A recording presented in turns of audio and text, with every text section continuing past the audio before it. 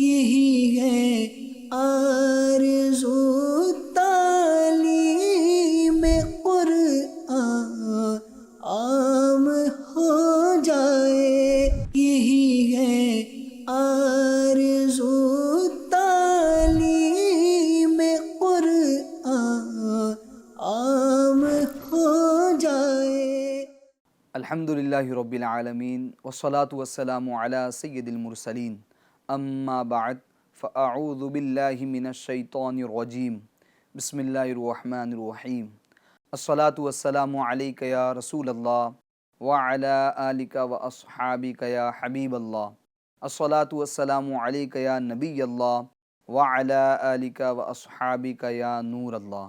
الحمدللہ عز وجل ہم FGN چینل کے ناظرین کے لیے بہت ہی پیارا پروگرام اور نیا بالکل پروگرام ہے جس کا نام ہے قرآنی صورتوں کا تعارف، یہ ہم آپ کے لیے لے کر حاضر ہیں الحمدللہ عز وجل۔ انشاءاللہ عز وجل اس کے اندر ہم کسی ایک صورت کے شان نزول کے بارے میں، اسباب نزول کے بارے میں گفتگو کریں گے، اس صورت کے جو فضائل احادیث طیبہ میں بیان ہوئے اس کو سننے کی کوشش کریں گے، اس صورت کے اندر جو مضامین بیان ہوئے ہیں، جو واقعات بیان ہوئے ہیں، وہ انشاءاللہ عز وجل ہم سننے اور جاننے کی کوشش کریں گے۔ آئیے اپنے پروگرام کا باقاعدہ آغاز کرنے سے پہلے، ابتدا کرنے سے پہلے درود شریف کے متعلق فضیلت سن لیتے ہیں۔ رسول ہاشمی مکی مدنی صلی اللہ تعالی علیہ وآلہ وسلم کا فرمان برکت نشان ہے، تم اپنی مجلسوں کو مجھ پر درود پاک پڑھ کر آراستہ کرو کہ تمہارا درود پاک پڑھنا کل بروز قیامت تمہارے لیے نور ہوگا۔ سبحان اللہ، صلو علی الحبیب صلی اللہ تعالی علی محمد صلی اللہ تعالی علیہ وآلہ وسلم۔ الحمدللہ عز وجل ہم FGN چینل کا بالکل نیا پروگرام قرآنی صورتوں کا تعارف لیے حاضر ہیں۔ انشاءاللہ عز وجل آج ہم اپنے ناظرین کے لیے جو ٹاپک لائے ہیں قرآنی صورتوں کے تعارف کے اندر، جو موضوع ہے ہمارا، وہ ہے سورہ فاتحہ کے حوالے سے۔ انشاءاللہ عز وجل آج ہم سورہ فاتحہ کا تعارف سنیں گے اور سورہ فاتحہ کے جو فضائل ہیں وہ انشاءاللہ عز وجل سننے کی سعادت حاصل کریں گے، اور سورہ فاتحہ میں جو مضامین بیان ہوئے ہیں انشاءاللہ عز وجل وہ بھی ہم سننے کی کوشش کریں گے۔ آئیے سب سے پہلے اس کے مقام نزول کے بارے میں ہم گفتگو کر لیتے ہیں۔ سورہ فاتحہ کے حوالے سے آتا ہے، سورہ فاتحہ مطلب الحمدللہ رب العالمین، جو قرآن پاک کی سب سے پہلی جو سورت ہے۔ اکثر علماء کے نزدیک سورہ فاتحہ مکہ مکرمہ میں نازل ہوئی۔ امام مجاہد رحمۃ اللہ تعالی علیہ فرماتے ہیں کہ سورہ فاتحہ مدینہ منورہ میں نازل ہوئی ہے، اور ایک قول یہ ہے کہ سورہ فاتحہ 2 مرتبہ نازل ہوئی، ایک مرتبہ مکہ مکرمہ میں اور دوسری مرتبہ مدینہ منورہ میں۔ ایک قول یہ بھی ملتا ہے کہ مکہ میں نازل ہوئی، اور ایک قول یہ ملتا ہے کہ مدینہ منورہ میں نازل ہوئی، مگر اکثر زیادہ تر علماء کرام کا جو قول ملتا ہے وہ کیا ملتا ہے کہ سورہ فاتحہ یہ مکہ مکرمہ میں نازل ہوئی ہے۔ سورہ فاتحہ کے اندر 1 رکوع اور 7 آیتیں ہیں۔ اب آئیے ہم سورہ فاتحہ کے جو نام ہیں ان نام کی وجوہات جاننے کی کوشش کرتے ہیں۔ الحمدللہ سورہ فاتحہ کے کئی نام علماء کرام نے گنائے ہیں، ایک قول ملتا ہے کہ 15 ہے اور 20 نام تک یعنی کہ علماء کرام نے سورہ فاتحہ کے گنائے۔ اب اس سورت کے اتنے سارے نام، یعنی سورہ فاتحہ کے اتنے سارے نام، تو ناموں کا زیادہ ہونا یہ اس کی فضیلت اور شرف کی دلیل ہے۔ یعنی سورہ فاتحہ کے 15 نام جو علماء کرام نے گنائے ہیں، تو سورہ فاتحہ کے زیادہ نام ہونا یہ اس سورت کی فضیلت بتاتی ہیں۔ سورہ فاتحہ کا ایک نام سورہ فاتحہ ہے۔ سورہ فاتحہ سے قرآن پاک کی تلاوت شروع کی جاتی ہے، اور اسی سورت سے قرآن پاک لکھنے کی ابتدا کی جاتی ہے، اس لیے سورہ فاتحہ کو فاتحۃ الکتاب یعنی کتاب کی ابتدا کرنے والی بھی کہتے ہیں۔ یعنی سورہ فاتحہ کا ایک نام کیا ہے؟ فاتحۃ الکتاب۔ اسی طریقے سے اس سورت کو سورۃ الحمد بھی کہا جاتا ہے۔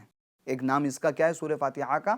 سورۃ الحمد، کیونکہ اس سورت کی ابتدا الحمدللہ سے ہوئی ہے، اس مناسبت سے اسے سورۃ الحمد یعنی وہ سورت جس میں اللہ تعالیٰ کی حمد بیان کی گئی ہے، تو اس سورت کو سورۃ الحمد بھی کہا جاتا ہے۔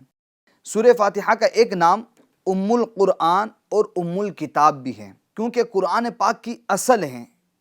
قرآن پاک کی یہ سورہ فاتحہ کیا ہے؟ اصل ہے، اس وجہ سے اس کو ام القرآن اور ام الکتاب بھی کہا جاتا ہے۔ چونکہ آپ دیکھ لیں اس سورت کے اندر اللہ تعالیٰ کی حمد بھی بیان ہوئی ہے، اللہ تعالیٰ کی صفات بھی بیان ہوئی ہے، رحمان ہے، رحیم ہے۔ اسی طریقے سے اللہ تعالیٰ کو قیامت کے دن کا مالک بیان کیا گیا ہے۔ اسی طریقے سے اللہ تعالیٰ کی عبادت کے حوالے سے، اللہ تعالیٰ سے مدد مانگنے کے حوالے سے اس کے اندر بیان ہوا ہے۔ اسی طریقے سے سیدھے راستے کے حوالے سے اس میں دعا مانگی گئی ہے۔ تو یوں دیکھا جائے تو اس کے اندر بہت ساری چیزوں کا یوں سمجھ لے بیان سورہ فاتحہ کے اندر موجود ہے، اس وجہ سے اس کو ام القرآن اور ام الکتاب بھی کہتے ہیں۔ اسی طریقے سے اس سورت کو یعنی سورہ فاتحہ کا ایک نام سبع المثانی، مطلب بار بار پڑھی جانے والی یا ایک سے زائد مرتبہ نازل ہونے والی 7 آیتیں۔ اب آپ دیکھ لیں، سبع المثانی یعنی بار بار پڑھی جانے والی۔ اب نماز کے اندر چاہے فرض ہو یا سنت ہو یا نفل ہو، ٹھیک ہے، جو بھی نماز ہو اس کے اندر صورتیں بدلتی ہیں، ٹھیک ہے، مگر سورہ فاتحہ نہیں بدلتی، یعنی سورہ فاتحہ کو ہر نماز کے اندر پڑھا جاتا ہے۔ تو یہ بار بار پڑھی جانے والی صورت ہیں، تو اس وجہ سے اس کو سبع المثانی بھی کہا جاتا ہے، اس کا ایک نام سبع المثانی ہے۔ اسی طریقے سے سورہ فاتحہ کا اور بھی نام ہے، سورہ فاتحہ کو سورۃ الکنز اور سورۃ الوافیہ اور سورۃ الکافیہ بھی کہتے ہیں، دین کے بنیادی امور کا جامع ہونے کی وجہ سے۔ اسی طریقے سے سورہ فاتحہ کے اور نام بھی ہیں، سورہ فاتحہ کو سورۃ الشفا اور سورۃ الشافیہ بھی کہتے ہیں۔ کیوں؟ کہ یہ سورت شفا دینے والی ہے، یہ سورت شفا دینے والی۔ انشاءاللہ عز و جل ہم اس کے فضائل پر بھی جب گفتگو کریں گے کہ سورہ فاتحہ پڑھنے کی برکت سے مریضوں کو شفا بھی ملتی ہے، اس وجہ سے اس کو سورۃ الشفا بھی اور سورۃ الشافیہ بھی کہتے ہیں۔ اسی طریقے سے سورہ فاتحہ کے اور بھی نام ہے، سورۃ الدعا ہے، کیونکہ اس کے اندر دعا مانگی گئی ہے، اہدنا الصراط المستقیم، اے اللہ ہمیں سیدھے راستے پر چلا، ٹھیک ہے، صراط الذین انعمت علیہم، ان لوگوں کا راستہ جن پر تو نے انعام کیا۔ تو اس میں دعا مانگی جا رہی ہے سیدھے راستے پر چلنے کی، ٹھیک ہے، تو اس وجہ سے اس کو سورۃ الدعا، سورۃ تعلیم المسئلہ، سورۃ السوال، سورۃ المناجہ اور سورۃ التفویض یہ بھی کہا جاتا ہے۔ تو یوں الحمدللہ سورہ فاتحہ کے تقریباً 15 نام یہاں پر میں نے آپ کو گنائے ہیں۔ تو سورہ فاتحہ کے 15 نام ہونا یہ سورہ فاتحہ کی فضیلت پر دلالت کرتا ہے، سورہ فاتحہ کی عظمت پر دلالت کرتا ہے۔ اب آئیے ہم سورہ فاتحہ کے کچھ فضائل بھی سنتے ہیں۔ احادیث میں اس سورت کے بہت فضائل بیان کیے گئے ہیں، ان میں چند فضائل آپ کے سامنے میں عرض کرتا ہوں۔ حضرت ابو سعید بن معلّہ رضی اللہ تعالی عنہ فرماتے ہیں، میں نماز پڑھ رہا تھا تو مجھے نبی کریم صلی اللہ تعالی علیہ وسلم نے بلایا، لیکن میں نے جواب نہ دیا۔ جب نماز سے فارغ ہو کر بارگاہ رسالت صلی اللہ تعالی علیہ وسلم میں حاضر ہوا تو میں نے عرض کی، یا رسول اللہ صلی اللہ تعالی علیہ وسلم، میں نماز پڑھ رہا تھا۔ تاجدار رسالت صلی اللہ تعالی علیہ وسلم نے ارشاد فرمایا، کیا اللہ تعالی نے یہ نہیں فرمایا استجیبوا للہ وللرسول اذا دعاکم، اللہ اور اس کے رسول کی بارگاہ میں حاضر ہو جاؤ جب وہ تمہیں بلائیں۔ پھر ارشاد فرمایا، کیا میں تمہیں تمہارے مسجد سے نکلنے سے پہلے قرآن کریم کی سب سے عظیم سورت نہ سکھاؤں؟ پھر آپ صلی اللہ تعالی علیہ وآلہ وسلم نے میرا ہاتھ پکڑ لیا۔ جب ہم نے نکلنے کا ارادہ کیا تو میں نے عرض کی، یا رسول اللہ صلی اللہ تعالی علیہ وآلہ وسلم، آپ نے فرمایا تھا کہ میں ضرور تمہیں قرآن مجید کی سب سے عظمت والی سورت سکھاؤں گا۔ ارشاد فرمایا، وہ سورت الحمدللہ رب العالمین ہے، یعنی سورہ فاتحہ۔ تو سرکار علیہ السلام نے حضرت ابو سعید بن معلّہ رضی اللہ تعالیٰ عنہ کے ہاتھ پکڑ کر ارشاد فرمایا کہ میں تمہیں عظمت والی سورت کے بارے میں نہ بتاؤں؟ تو وہ سورت کا نام کیا؟ سورہ فاتحہ۔ سبحان اللہ، سبحان اللہ۔ اسی طریقے سے ایک اور حدیث پاک میں آتا ہے سورہ فاتحہ کے حوالے سے، حضرت عبداللہ بن عباس رضی اللہ تعالیٰ عنہما فرماتے ہیں، ایک فرشتہ آسمان سے نازل ہوا اور اس نے سید المرسلین صلی اللہ تعالی علیہ وآلہ وسلم کی بارگاہ میں سلام پیش کر کے عرض کی، یا رسول اللہ صلی اللہ تعالی علیہ وآلہ وسلم، آپ کو ان دو نوروں کی بشارت ہو جو آپ کے علاوہ اور کسی نبی کو عطا نہیں کیے گئے، اور وہ دو نور یہ ہیں، نمبر 1 سورہ فاتحہ، نمبر 2 سورہ بقرہ کی آخری آیتیں۔ سبحان اللہ، احادیث میں سورہ فاتحہ کو نور کہا گیا ہے۔ سبحان اللہ۔ حضرت ابی بن کعب رضی اللہ تعالیٰ عنہ سے روایت ہے، حضور پر نور صلی اللہ تعالیٰ علیہ وآلہ وسلم نے ارشاد فرمایا، اللہ تعالیٰ نے تورات اور انجیل میں ام القرآن کی مثل کوئی صورت نازل نہیں فرمائی، یعنی سورہ فاتحہ کی مثل کوئی صورت اللہ تعالیٰ نے نازل نہیں فرمائی۔ اسی طریقے سے حضرت عبد الملک بن عمیر رضی اللہ تعالیٰ عنہ سے روایت ہے، نبی کریم صلی اللہ تعالیٰ علیہ وآلہ وسلم نے ارشاد فرمایا، سورہ فاتحہ ہر مرض کے لیے شفا ہے۔ سبحان اللہ، سبحان اللہ۔ تو گھر کے اندر اگر کوئی بیمار ہو جائیں تو ہم کیا کریں؟ سورہ فاتحہ پانی پہ دم کر کے پلا دیں، انشاءاللہ اللہ تعالیٰ سورہ فاتحہ کی برکت سے اس مریض کو شفا دے دے گا۔ اور کیوں نہ ہو شفا، جیسا کہ ہم نے پہلے یہ سنا بھی ہے، قرآن پاک میں اللہ تعالیٰ ارشاد بھی فرماتا ہے قرآن پاک کے بارے میں، وَنُنَزِّلُ مِنَ الْقُرْآنِ مَا هُوَ شِفَاءٌ وَرَحْمَةٌ لِّلْمُؤْمِنِينَ، کہ یہ قرآن مومنوں کے لیے رحمت اور شفا ہے۔ ہاں، اس کے اندر شفا رکھی گئی ہے۔ مزید ہم سورہ فاتحہ کے حوالے سے فضائل سنتے ہیں۔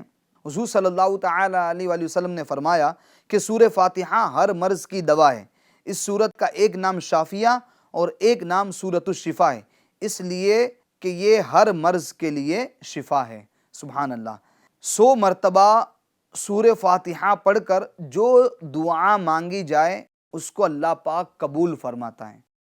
لوگ کہتے ہیں نا کہ میری دعا قبول نہیں ہوتی، میری دعا قبول نہیں ہوتی، میں اتنے سالوں سے دعا مانگ رہا ہوں مگر اللہ میری دعا کو قبول نہیں فرماتا۔ تو یہ وظیفہ ہے آج کے پروگرام میں، آپ اس کو لکھ لیں، یاد کر لیں کہ 100 مرتبہ سورہ فاتحہ پڑھ کر جو دعا مانگی جائے اللہ تعالیٰ اس دعا کو قبول فرماتا ہے۔ مزید سورہ فاتحہ کی فضیلت کے حوالے سے آتا ہے، بزرگوں نے فرمایا کہ فجر کی سنتوں اور فرض کے درمیان میں 41 بار 41 ٹائمز سورہ فاتحہ پڑھ کر مریض پر دم کرنے سے آرام ہو جاتا ہے اور آنکھ کا درد بہت جلد اچھا ہو جاتا ہے، اور اگر اتنا پڑھ کر اپنا تھوک آنکھوں میں لگا دیا جائے تو بہت مفید ہے۔ تو میرے ایف جی این چینل کے ناظرین 41 بار سورہ فاتحہ پڑھیں۔ کب؟ فجر کی سنتوں اور فرض کے درمیان۔ عام طور پر آپ دیکھتے ہی ہیں کہ جیسے فجر کی اذان ہوئی اس کے بعد آدھا گھنٹے کا ٹائم رہتا ہے، تو اس درمیان میں 41 مرتبہ سورہ فاتحہ پڑھ لیں، اس کو کسی پانی کی بوتل پہ دم کر دیں، پھر اپنے مریض کو پلائیں، انشاءاللہ عز و جل شفا ملے گی۔ اسی طریقے سے آنکھ کا کسی کو درد ہے تو آنکھ میں وہ پانی کے کچھ بوند ڈال لیں تو انشاءاللہ عز و جل اس کا آنکھ کا درد بھی جاتا رہے گا۔ اسی طریقے سے مزید سورہ فاتحہ کے حوالے سے آتا ہے 7 دنوں تک روزانہ 11,000 مرتبہ صرف اتنا پڑھیں۔ کیا؟ ایاک نعبد و ایاک نستعین۔ بس سورہ فاتحہ کی جو 7 آیتیں ہیں ان میں ایک آیت کیا ہے؟ ایاک نعبد و ایاک نستعین۔ 7 دنوں تک روزانہ 11,000 مرتبہ، کوئی زیادہ ٹائم نہیں لگے گا۔ اول آخر 3 بار درود شریف بھی پڑھیں۔ کیا اس کی برکت ہوگی؟ بیماریوں اور بلاؤں کو دور کرنے کے لیے بہت ہی مجرب عمل ہے۔ تو آپ میرے ایف جی این چینل کے ناظرین ہو سکے تو اس کو لکھ لیں کہ 7 دنوں تک روزانہ 11,000 مرتبہ صرف یہ پڑھنا ہے، ایاک نعبد و ایاک نستعین، اول آخر 3 مرتبہ درود شریف۔ انشاءاللہ عز و جل بیماریوں بلاؤں کو دور کرنے کے لیے بہت ہی یہ عمل مجرب ثابت ہوگا۔ بس ہمارے اندر کمی معذرت کے ساتھ ہمارے ناظرین یہی ہے کہ ہم قرآن کو چھوڑ کر دوسری جگہ پناہ لینے لگے ہیں، ورنہ تو یقین جانے قرآن میں کیا نہیں ہے۔ سب کچھ قرآن کے اندر موجود ہے، سب کچھ، یعنی ہمارے پیدا ہونے سے لے کر ہمارے مرنے تک جتنے بھی سب معاملات ہیں سب اللہ تعالیٰ نے قرآن مجید میں بیان فرما دیے۔ ہماری ہر مصیبتوں کا حل، ہماری پریشانیوں کا حل، ہمارے مریضوں کی شفا سب قرآن پاک کے اندر موجود ہے۔ بس ہمارا جو رشتہ ہے نا وہ قرآن پاک سے مضبوط ہونا چاہیے۔ آئیے، ابھی تو ہم نے قرآن پاک کی جو سورہ فاتحہ ہے اس سورت کے تعارف کے حوالے سے سنا اور اس کے فضائل سنے۔ اب انشاءاللہ عز و جل سورہ فاتحہ میں جو مضامین بیان کیے گئے ہیں اس کے متعلق سنتے ہیں۔ سورہ فاتحہ میں جو مضامین بیان کیے گئے، نمبر 1، اس سورت میں اللہ تعالیٰ کی حمد و ثنا کا بیان ہے۔ الحمدللہ رب العالمین، اللہ تعالیٰ کی حمد و ثنا کا بیان ہے۔ نمبر 2، اللہ تعالیٰ کے رب ہونے، اس کے رحمان اور رحیم ہونے، نیز مخلوق کے مرنے کے بعد دوبارہ زندہ کیے جانے اور قیامت کے دن ان کے اعمال کی جزا ملنے کا ذکر ہے۔ یعنی آپ دیکھ لیں، اللہ تعالیٰ کے رحمان اور رحیم ہونے کا سورہ فاتحہ میں ذکر ہے، الرحمن الرحیم، پھر مالک یوم الدین، یعنی روز جزا کا مالک، قیامت کے دن کا مالک، ٹھیک ہے، جس دن ہر اعمال کی جزا دی جائے گی، چاہے اچھا ہو یا برا۔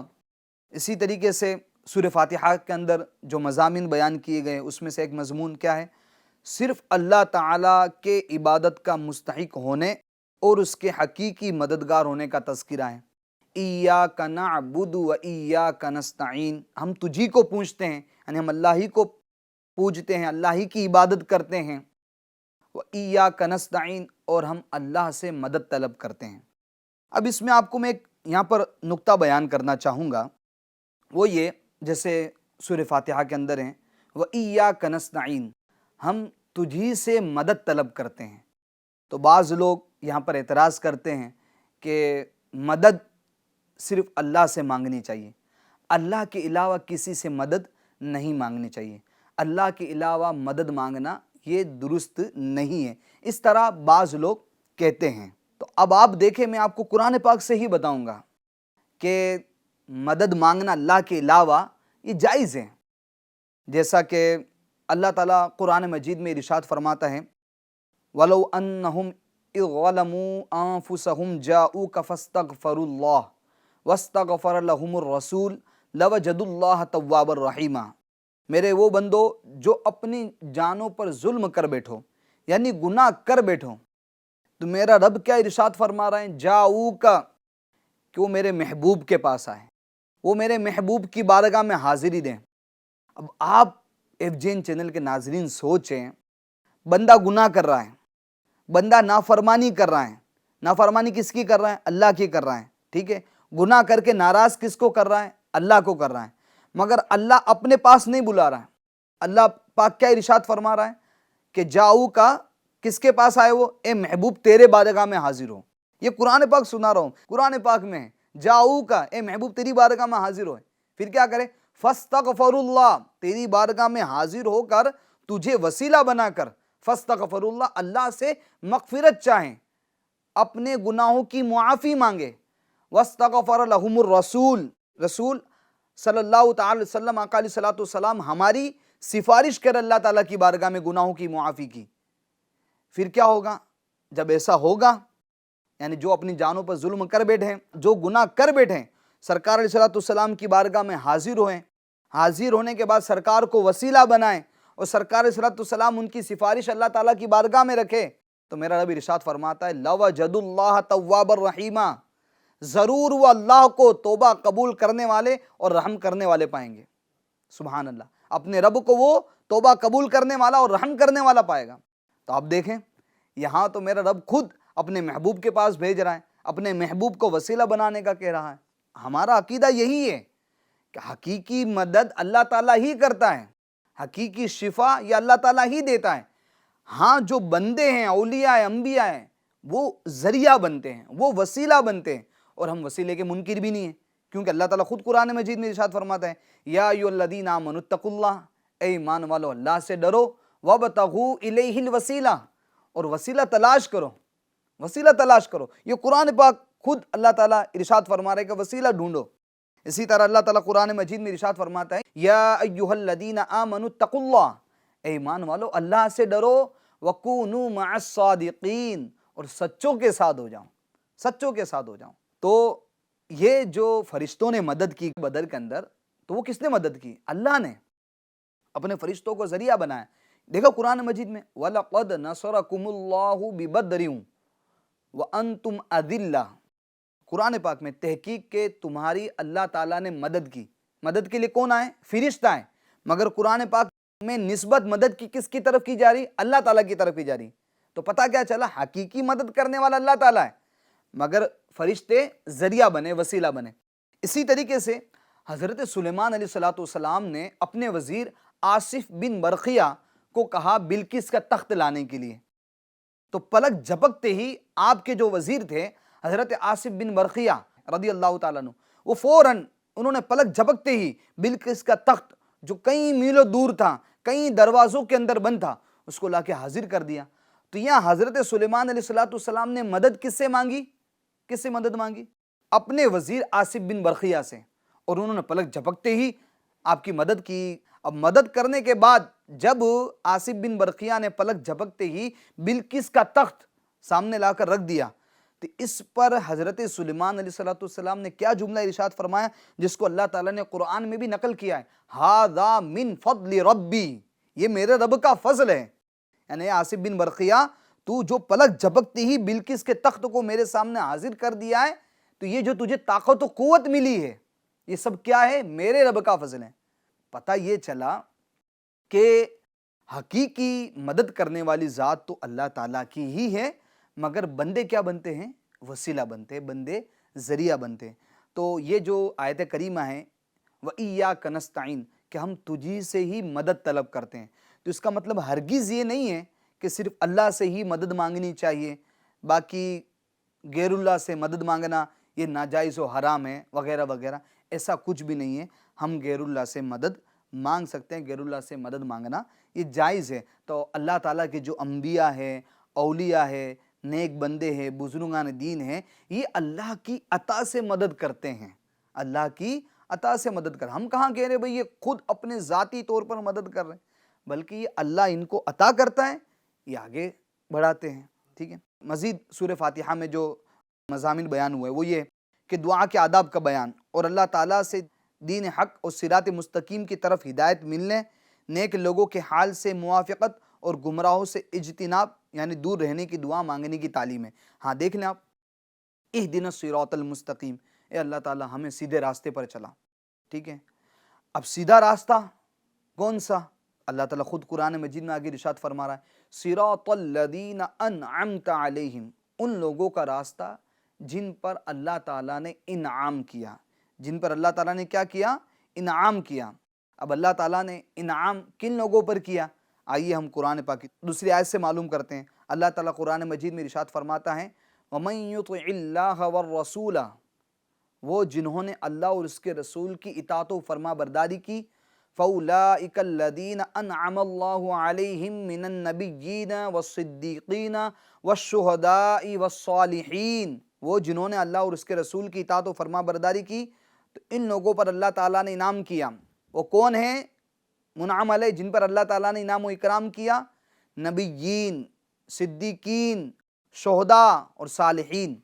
تو ہمیں جو راستے پر چلنا ہے وہ کن کے راستے پر چلنا ہے؟ یہ انبیاء کے راستے پر، یہ صدیقین کے راستے پر، یہ اولیاء کے راستے پر، شہداء کے راستے پر، صالحین کے راستے پر، اور ان کے راستے پر چلنا ہی یہ سیدھے راستے پر چلنا ہے، نہ کہ ان کے راستے پر چلنا ہے۔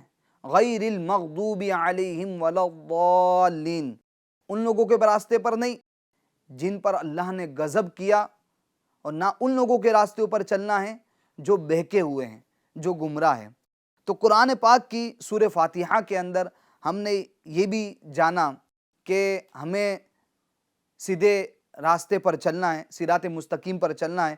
صراط مستقیم کا راستہ انبیاء، اولیاء، صحابہ، شہداء، صالحین کا راستہ ہے، نہ کہ ان لوگوں کا راستہ جو بہکے ہوئے ہیں، جو گمراہ ہیں۔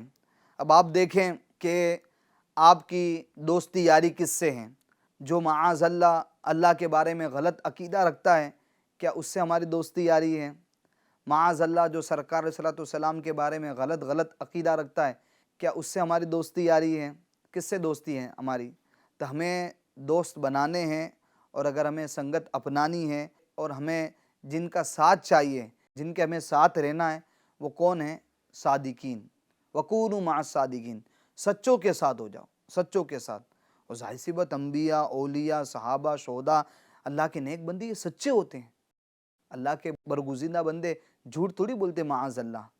تو اگر ہم سچوں کے ساتھ ہو جائیں گے تو انشاءاللہ عز و جل ہماری دنیا بھی سنور جائے گی، ہماری آخرت بھی سنور جائے گی۔ الحمدللہ عز و جل آج کے پروگرام یعنی قرآنی صورتوں کے تعارف میں ہم نے سورہ فاتحہ کا تعارف جاننے کی کوشش کی۔ سورہ فاتحہ کے جو فضائل احادیث میں بیان ہوئے اور بزرگان دین کے جو اقوال تھے وہ ہم نے سننے کی کوشش کی۔ اسی طریقے سے سورہ فاتحہ کے جو مضامین تھے کہ سورہ فاتحہ میں کیا کیا چیزوں کا بیان ہوا ہے اس کو ہم نے سننے کی کوشش کی ہے۔